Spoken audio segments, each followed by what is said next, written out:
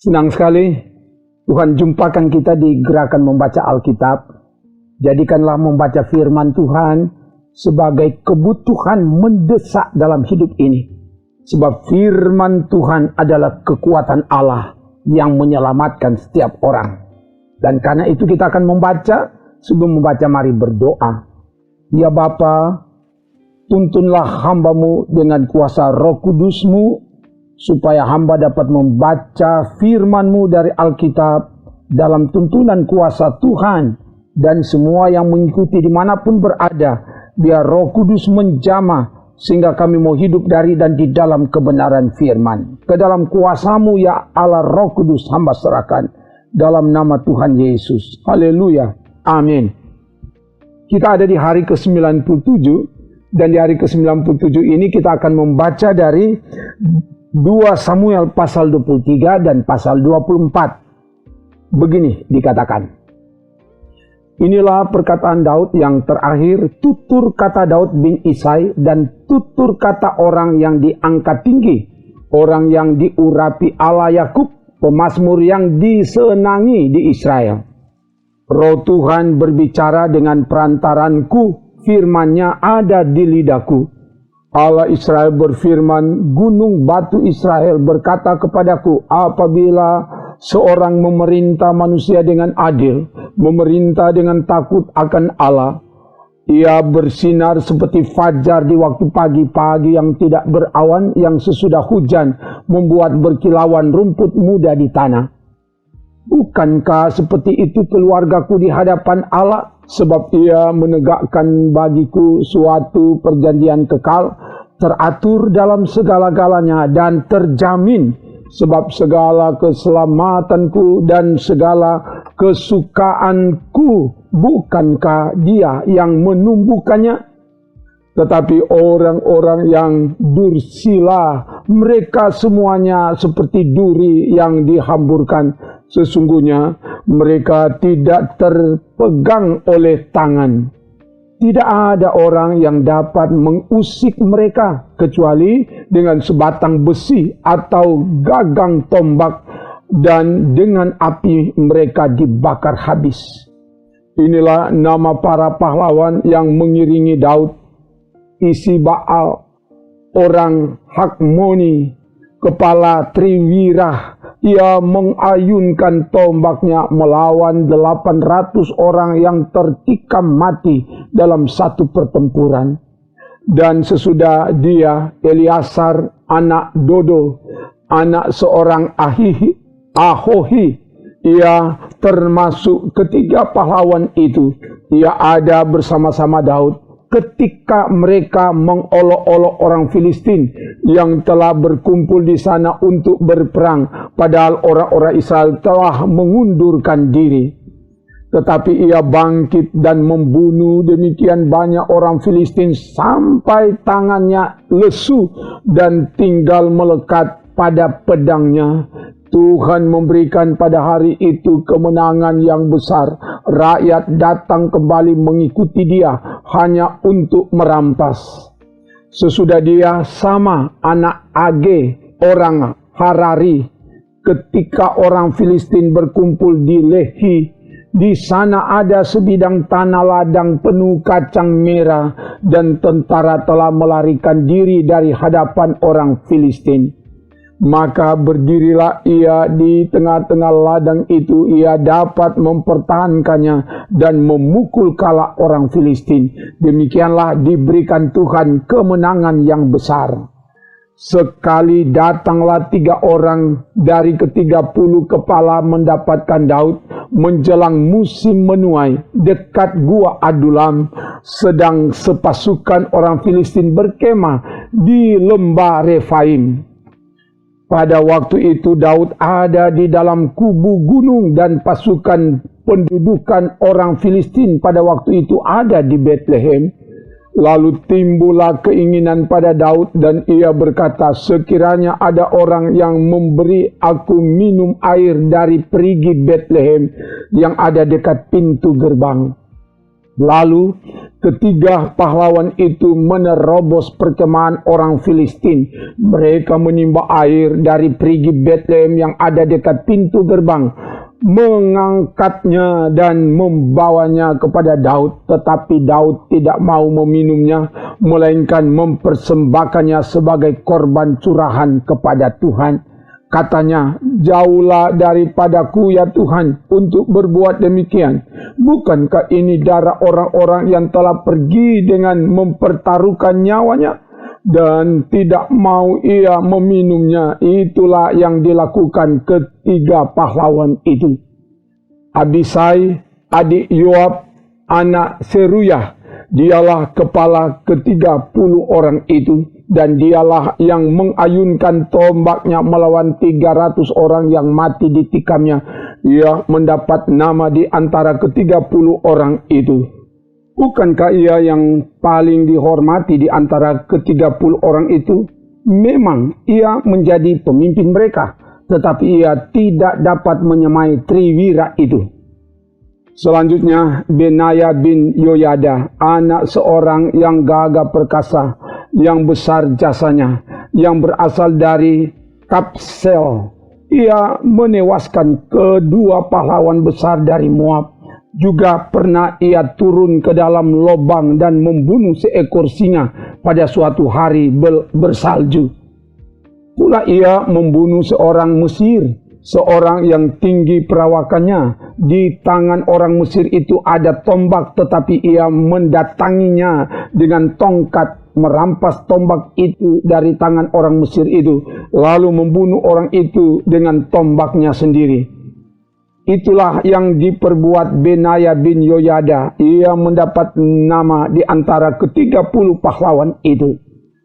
Di antara ke-30 orang itu ia paling dihormati, tetapi ia tidak dapat menyamai triwira. Dan Daud mengangkat dia mengepalai pengawalnya.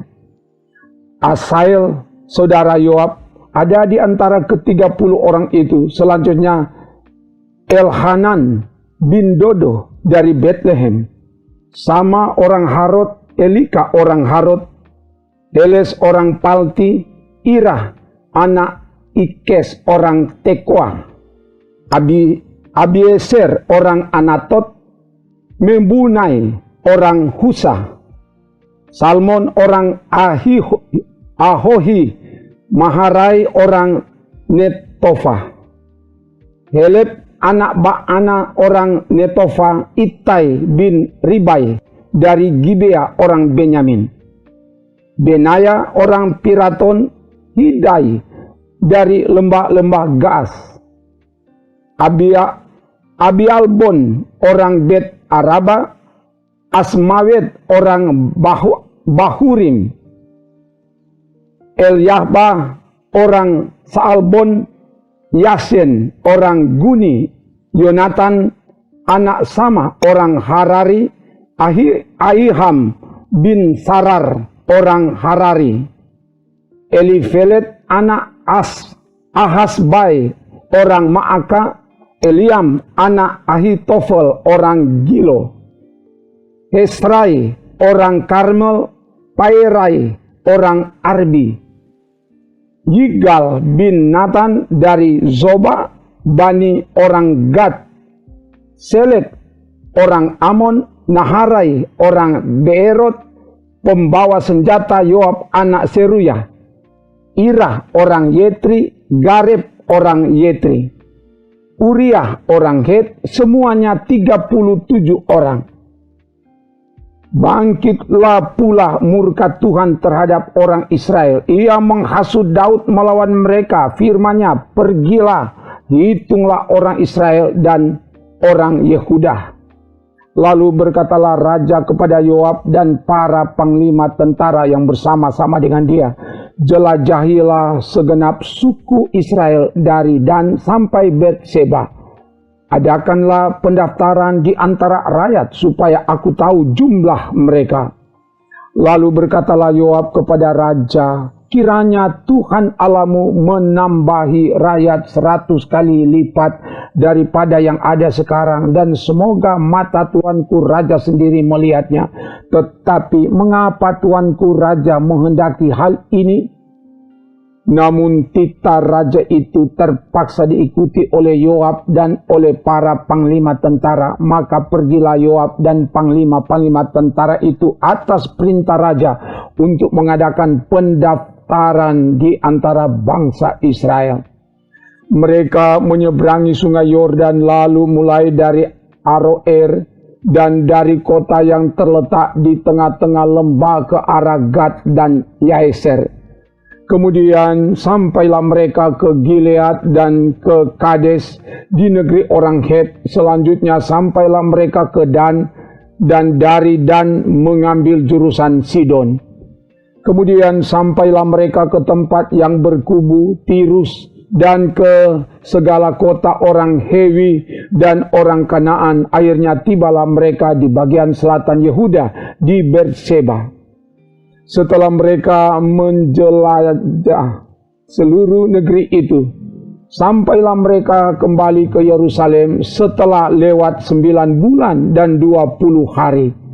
Lalu Yoab memberitahukan kepada raja hasil pendaftaran rakyat. Orang Israel ada 800.000 orang perangnya yang dapat memegang pedang, dan orang Yehuda ada 500.000. Tetapi berdebar-debarlah hati Daud setelah ia menghitung rakyat. Lalu berkatalah Daud kepada Tuhan, aku telah sangat berdosa karena melakukan hal ini.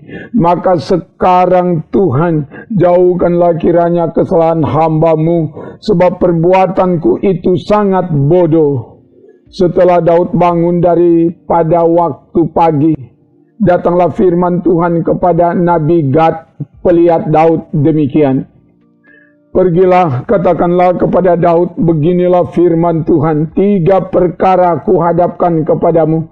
Pilihlah salah satu daripadanya, maka aku akan melakukannya kepadamu.